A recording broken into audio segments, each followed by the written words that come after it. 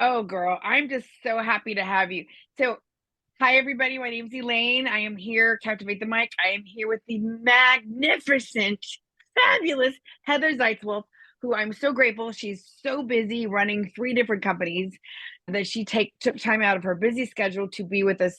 Because, Heather, you are just such a delight. Okay, awesome. So now we're going to segue into New York stories. Because when I was on a trip with Heather, we were talking about being new in New York and some of the crazy things you do because it's such a crazy. I'm going to tell you mine first and then we'll tell you yours if that's Yeah, okay. totally. Yeah. So I'm new in New York City. I've been sober. I moved to New York City and got sober at the same time, and was very challenging. It was God's plan, but oh my, they kept saying, don't change anything. And I had to keep moving. I had to keep temping.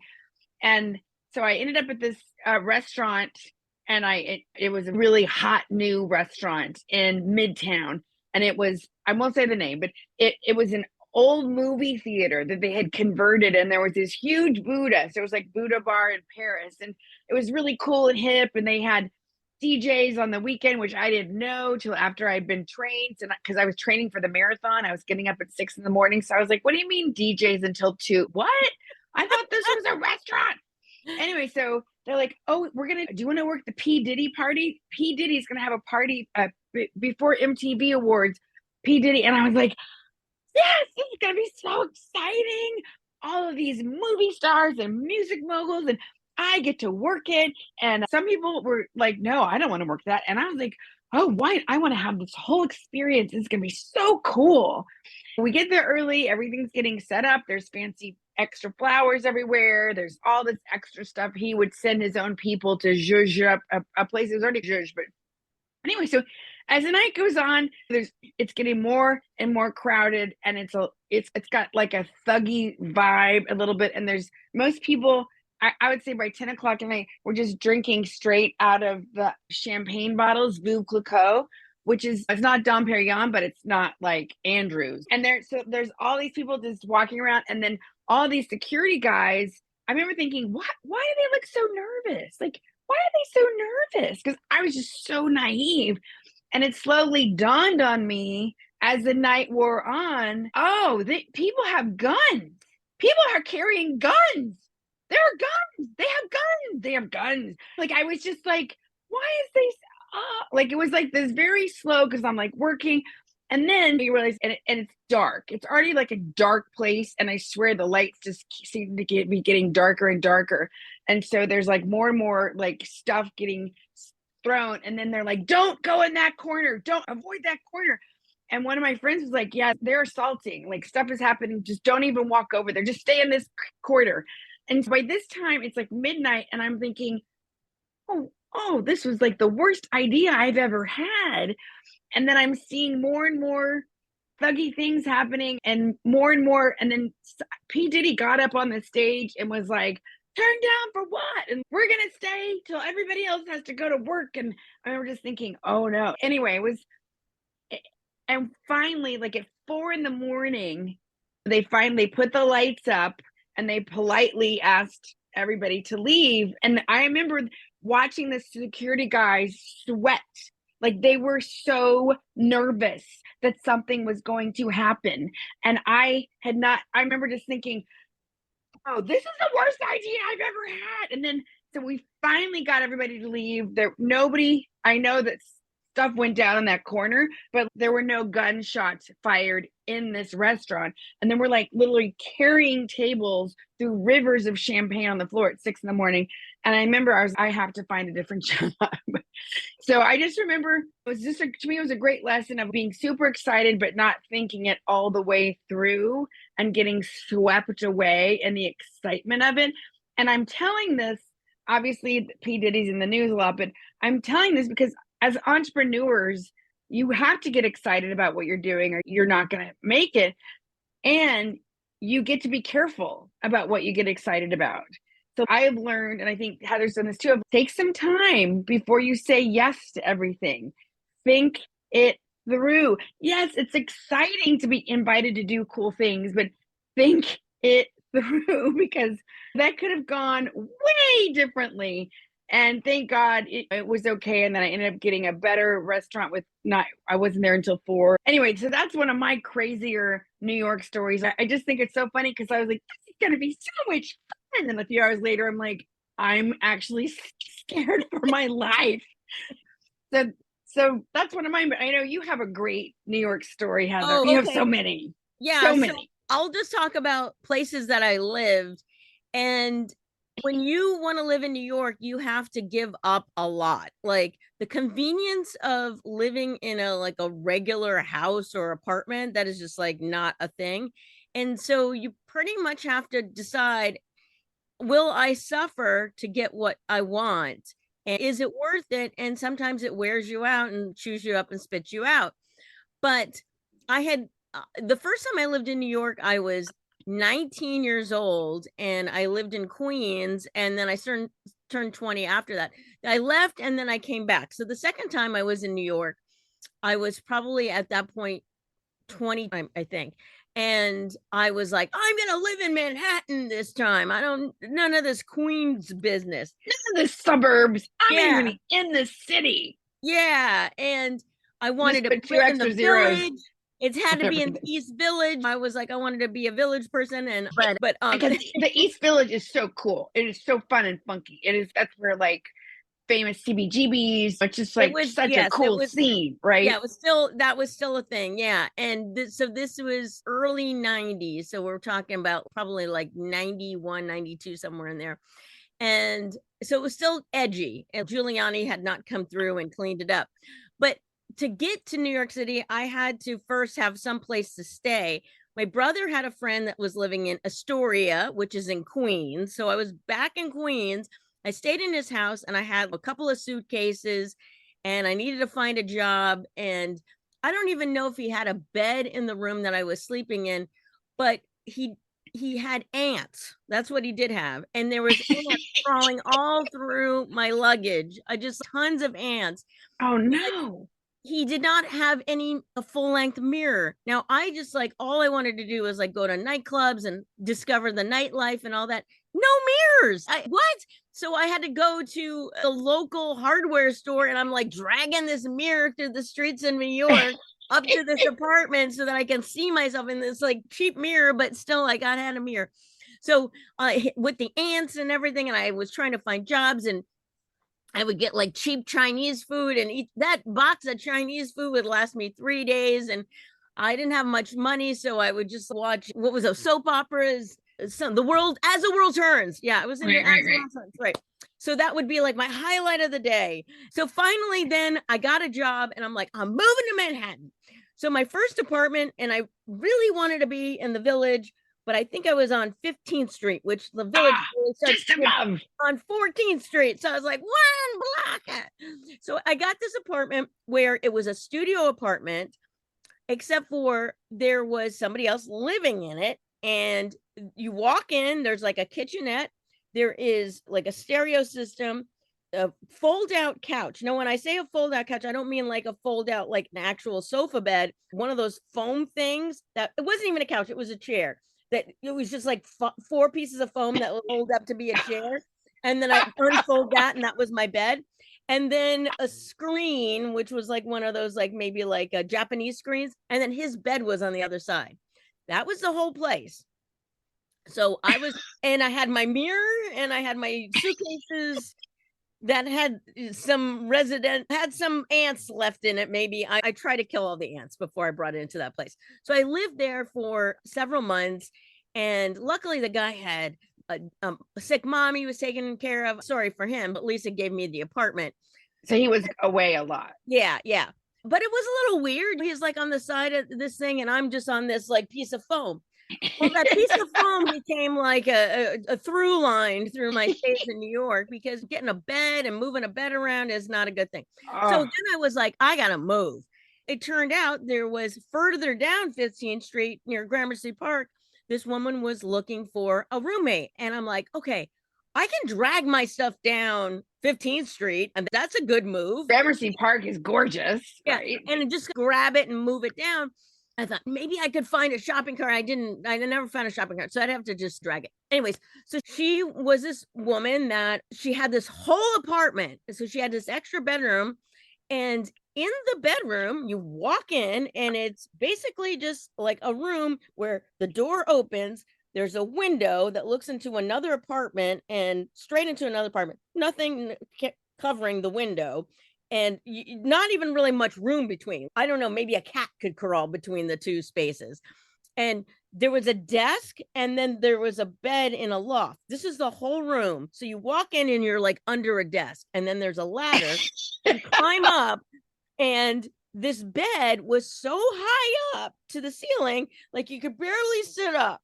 And there was a pipe that was like a lot of radiator stuff that happened in New York. This radiator pipe that went up right next to this bed. So I'm up high and a radiator pipe is there, and heat rises. And it was, those pipes get hot. Yes, right. It was so freaking hot up in this bed. And then the only area I had below was this little desk area. And I got this, it was a velvet Elvis, like a postery thing to cover the window. So I just had my Elvis, and it was like hot pink and velvet. So I'd look at Elvis when I was getting ready. But it was so unbelievably hot. So besides that, the woman had a ginormous dog that was giant, white, and furry. And the stipulation of living there was you had to walk the dog. And of course, you have to clean up their poop. And then there was other things that happened, like not just walking the dog. Now, mind you, I was very goth. I only wore black.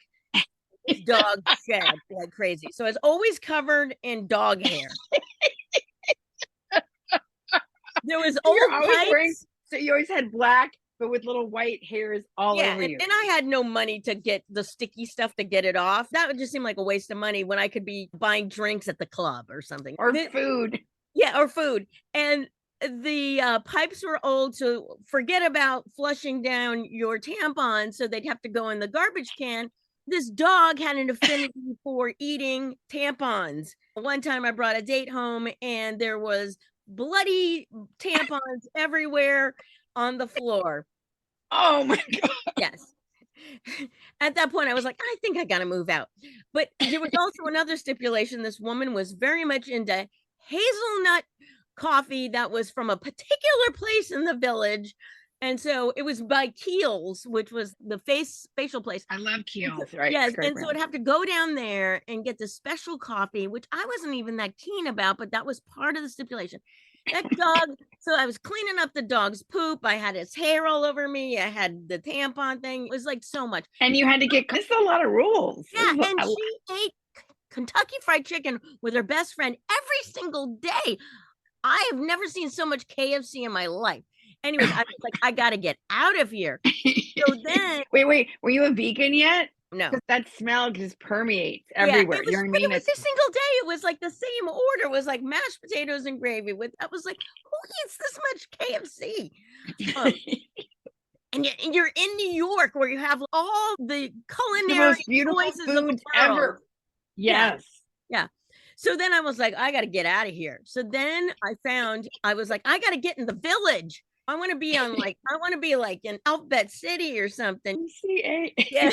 So then I found an apartment that was right on Houston Street. It was like, it was between B and C, or was it C and D? It was in there somewhere, but the backside of the building was on Houston Street.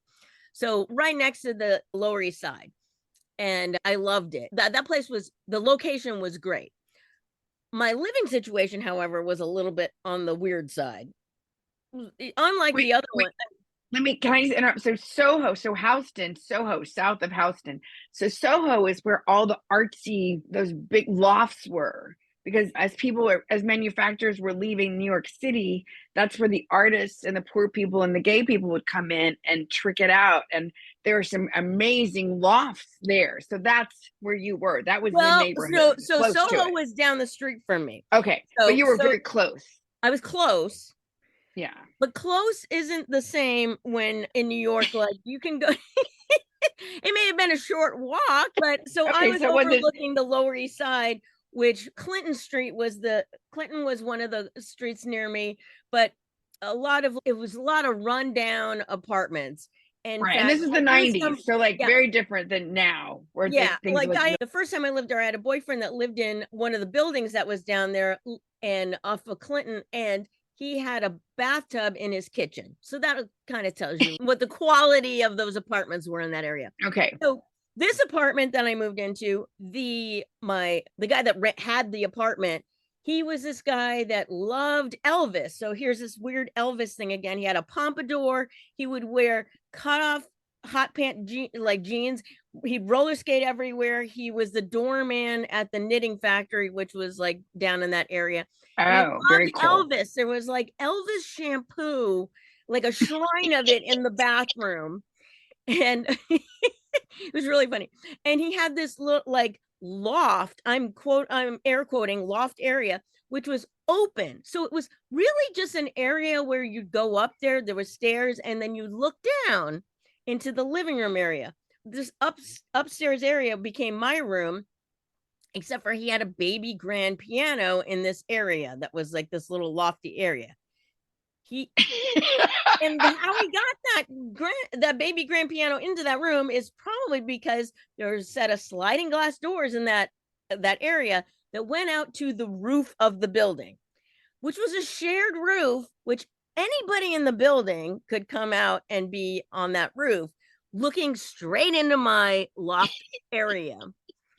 So do you have curtains? No, I couldn't afford that. So I had some like things that I draped over the wrought iron thing that separated me from the downstairs area, which was like, but it was still open, like totally open. So then I was like, well, where am I going to put my stuff? So I put the stuff on top of the grand piano.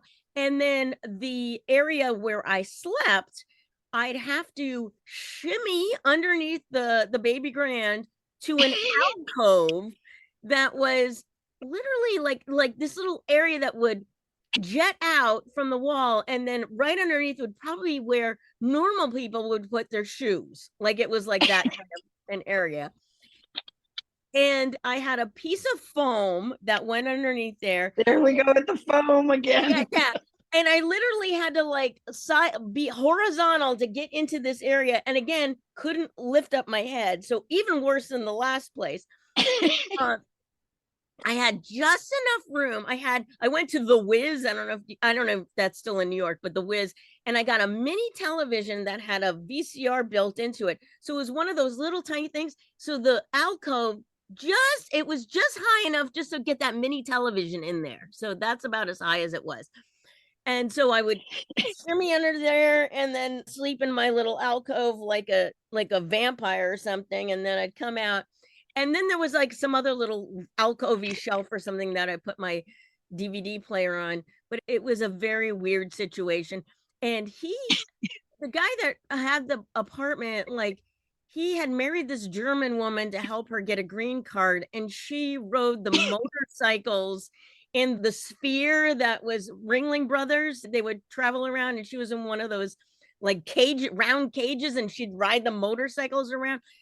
And he was clearly gay and not really married to her, and then he took off and he was like renting all the spaces in the place. And then we found out from the landlord that he had been keeping the rent money that we'd been paying him. And he never paid the rent. So we got kicked out and I had to find another place.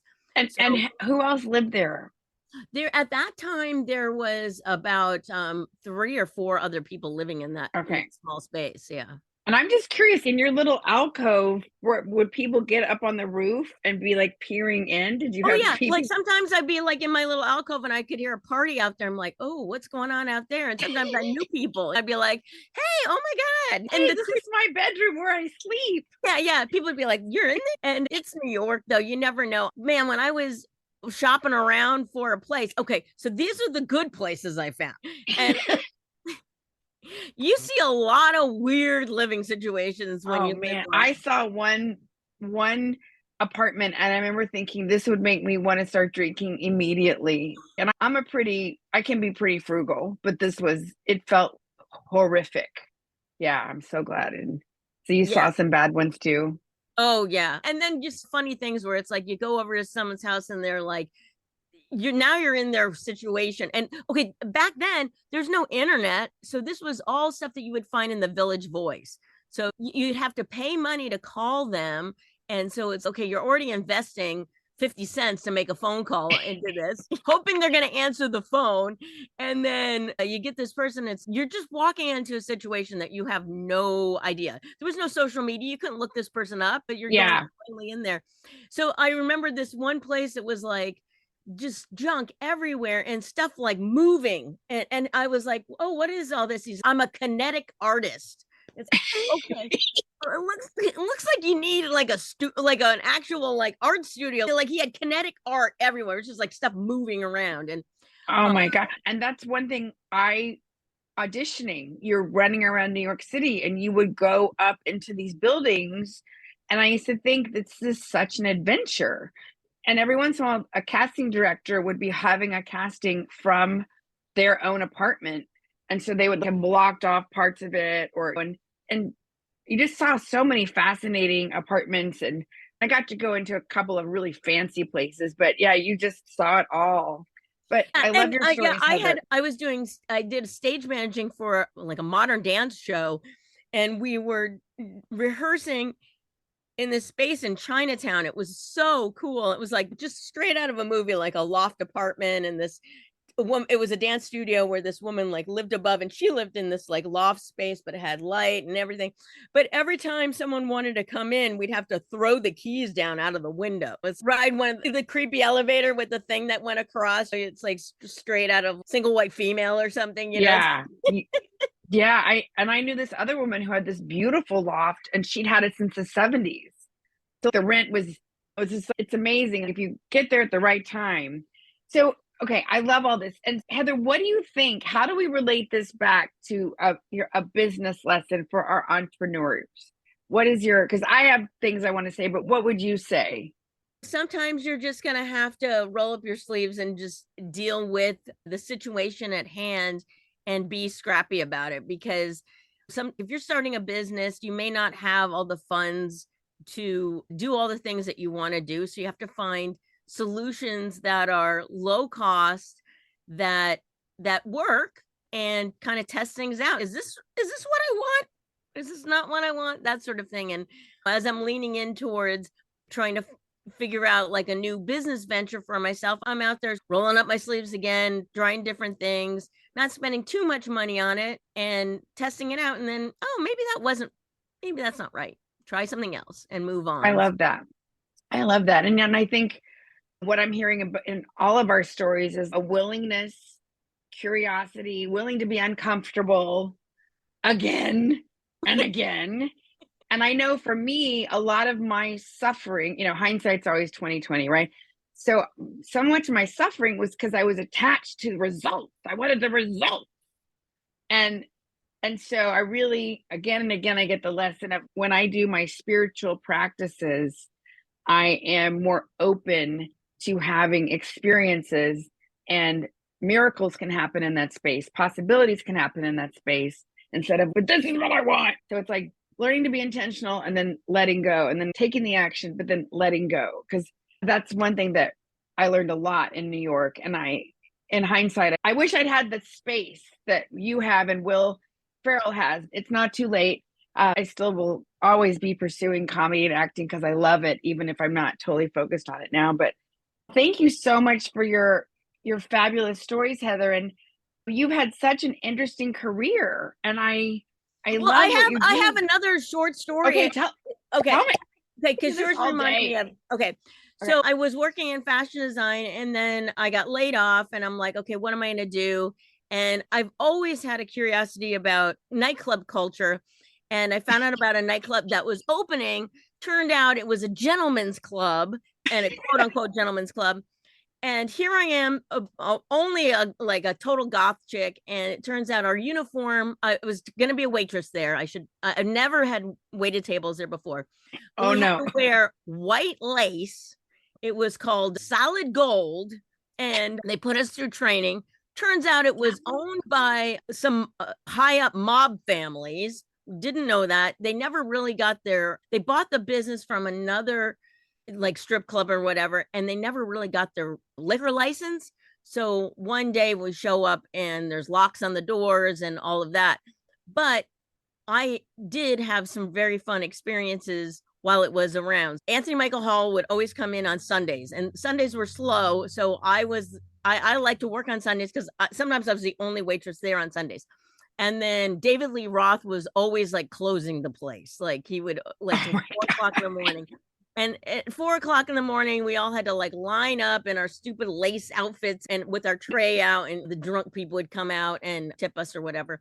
But it was very funny because all what I found out was like the dancers, like they had to work it, like they had to sell themselves. And because guys want to buy them drinks, and that's you're pushing drinks. And they didn't want to get drunk or something, so they'd have to dispose of the drinks. So you'd have to bring them drinks. So we had the champagne area, and we'd be like putting champagne into the planters and like all kinds of craziness like that. And then they had to buy golden dollars or something. And so like oftentimes at the end of the night, you'd find golden dollars. And I found so much money like left in different places. And but until the place was closed down. But so you never know when you pivot to try something else. You just never know what the world may send you. It may be a gentleman's club, and which was very fun, but nothing I would ever want to do again. But I got some good stories from it. You did. You definitely did. And if people want to know more about how to find you and come to your events and stuff, where should they go, Heather? Okay, they can find me on YouTube at Savvy Frugal Vegan, or you can go to my website, savvyfrugalvegan.com. Awesome. And thank you so much. You're a great storyteller. You have great pitch. You have great vocal variety. You're captivating.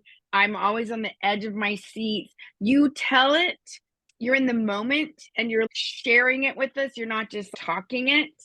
And so even though some of these stories I've heard before, I was still on the edge of my seat. And that's a beautiful thing that we want to do as storytellers, is make it special every time. And it's okay if it comes out a little different. And you are just a magical, beautiful woman. And I'm so honored to have gotten to work with you. And thank you so much for sharing your genius and your art with us. And I hope that everybody got a lot out of this. I know I have had a blast today. So thanks so much, everybody.